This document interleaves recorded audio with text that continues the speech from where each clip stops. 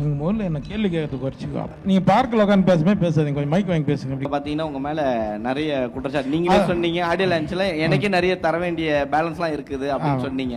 But ஆனால் சமீபத்தில் ஒரு படத்துக்கு வந்து உங்கள் மேலே ஒரு குற்றச்சாட்டு வச்சாங்க. ஆடியோ லான்ச்சுக்கு வரதில்லை, ஆனால் பணம் மட்டும் வாங்கிக்கிறாரு அப்படின்னு சொல்லிட்டு.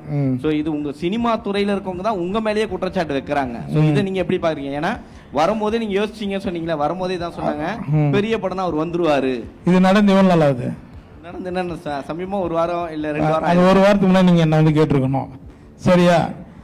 அந்த படத்தில் 2 நாள் நடித்தவன் நான் அந்த லிஸ்ட் எடுத்து கொடுத்துறேன். நீங்கள் அந்த படத்தில் கேளுங்க, இந்த படத்தில் என்ன பண்ணணுமோ அதை பற்றி பேசுங்க.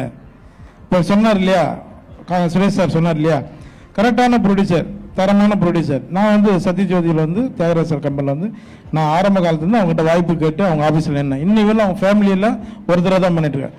அவருக்கு என்ன டைம் கேட்குறோ அந்த டைம் வந்துடும். அந்த ப்ரொடியூசருக்கு எல்லாருமே நாங்கள் சப்போர்ட் தான் பண்ணுறோம். நீங்கள் எடுத்து பாருங்கள், அவங்கள கூப்பிட்டாங்க, நம்ம உட்காந்து பேசிடுவோம், அது கரெக்டாக இருக்கும். நம்ம 2 பேரை பேசுவோம், உங்கள் கேள்விக்கு நான் பதில் சொல்கிறேன். அவங்கள கூப்பிட்டாங்க. டேரக்டர்